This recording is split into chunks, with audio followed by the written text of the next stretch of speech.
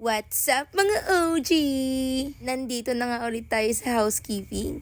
Ang early ko nga palang pumasok ngayon. Excited kasi ako eh. Excited na nga ako makasama ang mga OGs ko ngayon. 8 to 5 nga ang pasok namin dito. Fixed hours na nga pala yon. Nagmamadali nga ako dito para makita sila. Ngunit na-realize ko, lagi nga pala silang late. Nandito na nga ako sa kubo. Tama nga ang hinala ko, wala pa sila. Kakatapos nga lang ng bagyo, kaya ganito ang panahon ngayon. Ganito nga pala katahimik pag maaga ka nakapunta sa paraiso. Early ko ngayon. Dala ko itlog. Ganda daw, sabi niya. Nakarating na nga si OG Angie, kaya naman chika ang inuna namin.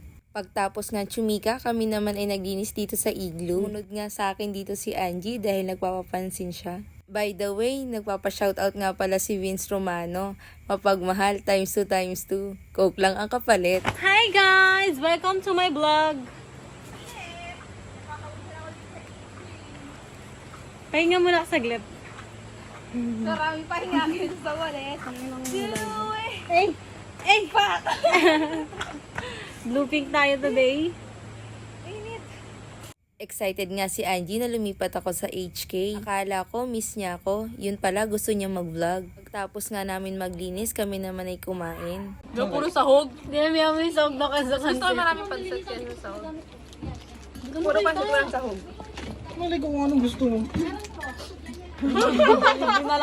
Ito nga palang kinakain namin ay libre lang ni Mike. Este ng papa niya. Dahil ito ay galing sa Relief Goods. Di nga namin sure kung totoo ang sinasabi niya o hindi. Mukha kasi siya nagjo-joke eh. Habang nga kami ay kumakain, kami ay niradyohan. Pumunta daw kami sa resto pagtapos namin kumain upang maglinis. Wala kasing naiwan na OJT sa Resto Lot 4. Nandun nga sila sa Resto Lot 1 dahil sa mga guests. Nag-breakfast nga sila doon sa Resto Lot 1. Ay, gago ka! Wala ko hindi ka nang vlog. Oh, pak! Ganda-gandahan na naman ang ate ko. Kaya in love sa'yo si Vince Mapagmahal times 2 eh. Ito nga ang hirap sa mga OG ko pag nakakita ng camera, mga nagpapakute na. Ayaw na lang nilang maglinis para matapos na kami agad dito. Hindi ko nga alam kung sakit nila yan or papansin lang ba talaga sila.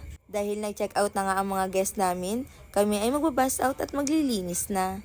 3 room nga na gamit ng mga guests namin ngayon. 2 room nga ang lilinisin namin ngayon. Kay na Ate Dana naman ang isa. Papakita ang gilas nga daw kayo ni Angie kung paano siya magtiklop.